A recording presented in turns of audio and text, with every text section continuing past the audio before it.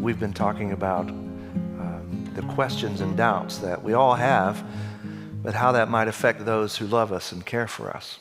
And we're trying to talk to those who love and care for us, how to walk with us in our questions and doubts. So we've had the privilege of having a number of people with us. Last night, Karen Choi was in concert, and that was a treat.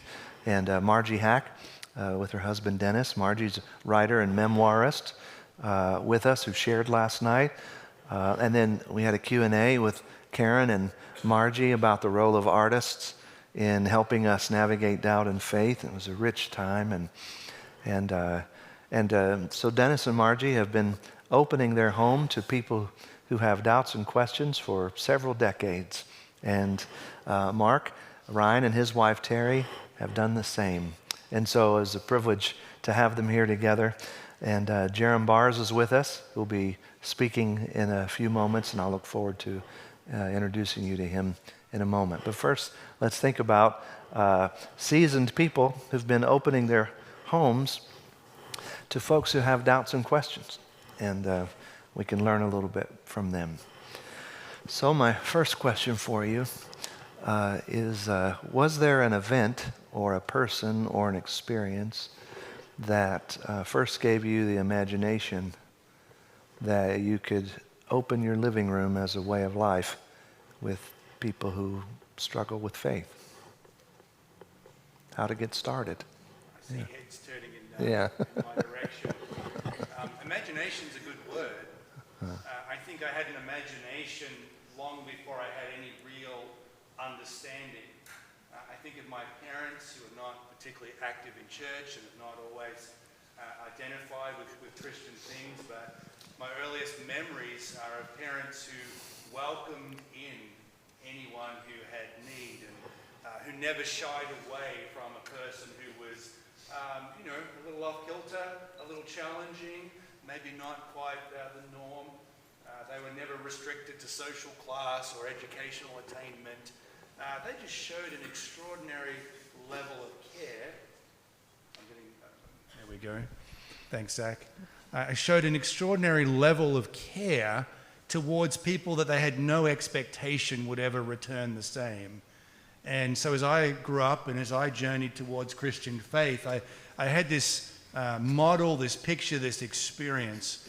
And much later on, I came to understand a foundation for that. And a large part of that was through the ministry. Some of you will have heard of La Brie Fellowship, a series of residential communities around the world started by Francis and Anita Schaefer. I see Kirsten over there nodding. She's been in our home in that context. But in that context, we began to see the deliberate embrace of hospitality, a way of being able to receive and engage people as truly human. So imagination finally met some understanding. Well, my childhood was just about precisely the opposite of yours. I don't remember our family ever having anybody in, and furthermore, questions were not allowed. I grew up, in fact, both of us grew up in the fundamentalist end of white evangelicalism, and questions were considered to be a sign of spiritual ill health. And so if you had a question, it was a sign of unconfessed sin, or that there was something wrong with you. And so I had all these questions, and because they weren't taken seriously, they were slowly starting to morph towards disbelief.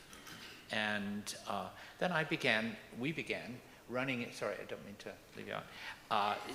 We began to run into people who had similar questions. And so we started to be together. And so to some extent, I think I sort of backed into the idea that sitting down with people with a bowl of soup and a simple loaf of bread and talking about things could just be a wonderful evening.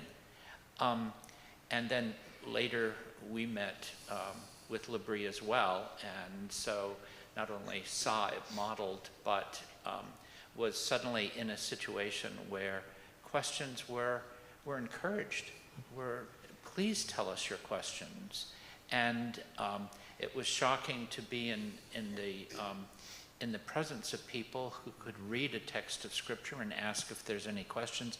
And if there wasn't any, they would raise some and say, let's talk about this. What do you think about that? Doesn't this raise questions in your head? And it was so freeing. And slowly came to understand that meeting people with very simple hospitality, it's where human beings tell their stories to each other. It's where we connect. It's where we can be safe and vulnerable. Amen. Did you want to say?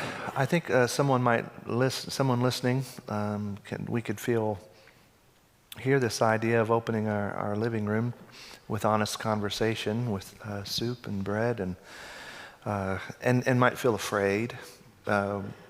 We could feel like we'd have to have a perfect living room for that, a spacious home for that, or we might need to be a family who has it all together and never argues, never has to ask forgiveness, or we might have to be a person who has studied philosophy and know how to answer all things before we could ever do something like that. I'm imagining, and I know that you all have encountered those kinds of fears too, and I'm wondering how you've been overcoming them. Well, I've learned that hospitality, when you're reaching out to people, doesn't need to be epic. It can be just really simple. And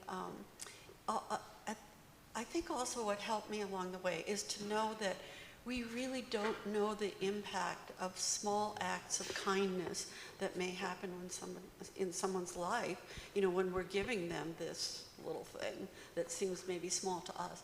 But I just wanted to share one illustration of this, and it just happened a few weeks ago when a young woman who came to us when she was a lot younger and had, it was a dark time in her life when she had doubts and was on the brink of rejecting the faith.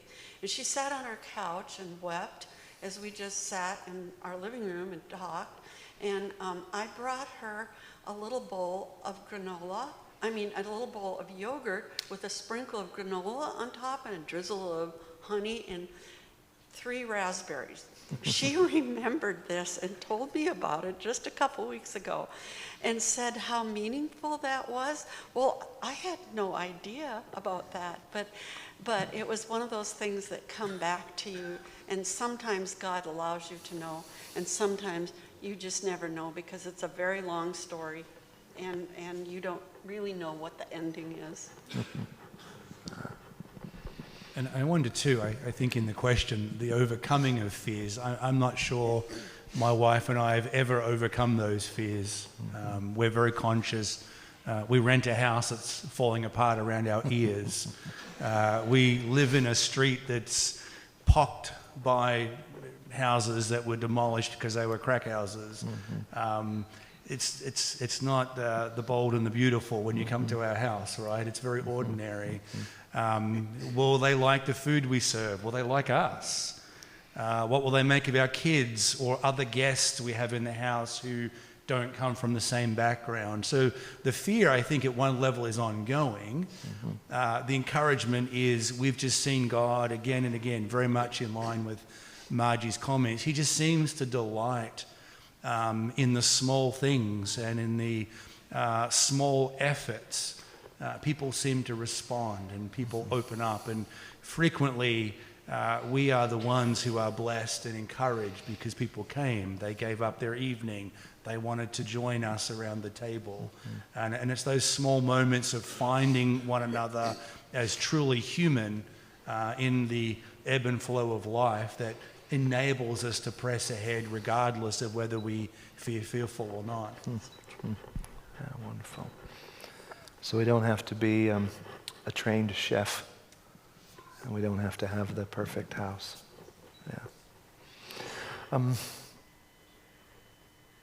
What makes it worth it? As you've looked over, as you think about the years that you've been doing this and that you continue to do this, is there an experience, a story, you've been hinting at it, that caused you to look at it and say it's worth it? is worth it to live like this.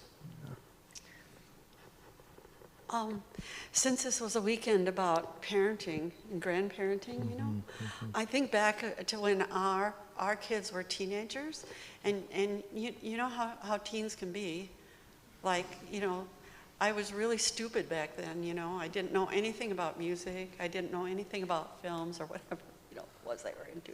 And yet, we tried to practice a kind of hospitality at that time and stage of their lives where we would invite them to bring their friends over for a meal one night a week.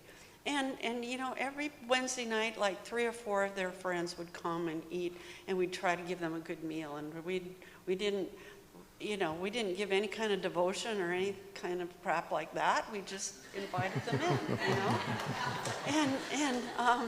And you know, in spite of what it seems like your teenagers are thinking of you, in this case, it was really sort of a beautiful shock to us when I think on actually several occasions, one of our teens came to us and said one of their friends was either kicked out of their home or was having just a terrible home life.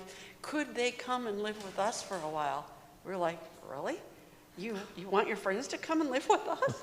And it was true, they did.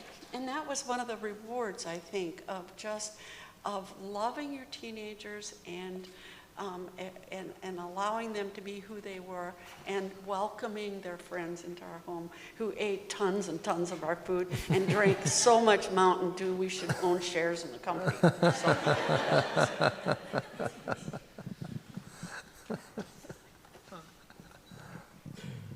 Sometimes God does allow us to see or to hear a bit of a story as to much later. For many years, we lived within a couple of blocks of the Mayo Clinic in Rochester, Minnesota. We opened our home to medical residents, and once a week, we just told them they could come over, and we would feed them. And so there was a couple of hour window when they could get free and come over. There would be food there, and it would be open for conversation. There would be all kinds of questions that they could raise. And we never knew what was going to come up, what was going to be asked. And it was wonderful to know that I had the freedom when somebody raised a question to be able to say to them, man, I don't know. That's a great question. I have no idea at all. If it's important to you, I'll be glad to study it, and let's get back together and we can talk further. And it was interesting because sometimes they said, Dad, don't bother, I don't really care. And other times, and that's true, that really did happen. I think they were more testing than anything else, and that was fine. I think we should test white evangelicals, actually. And sometimes we just don't know the reaction, but being able to say, I don't know. There was one couple that was part of our Bible study for probably, at least a year? Was it longer? More than that. And they were very intermittent. They just didn't attend regularly. We encouraged people to attend regularly. They did not. And after he graduated from med school and started to practice someplace in Wisconsin, we talked about them together. And one of the things we said is, I think we really failed them. We probably should have reached out to them more as an individual couple, because their intermittent attendance probably meant that it just wasn't meeting their needs. And so we sort of thought, well, live and learn, we've probably blown that. And a couple of years later, we got a letter from them. And it was such a surprise, and it was so sweet. And they just said that they wanted to let us know that our study was the thing that kept their marriage and their lives together during the years that they were in medical school, and how much it meant to them. And They just wanted to thank us for being faithful. And they also said that now he was a physician in a practice, and so they owned a lake home now, and we could borrow it if we wanted.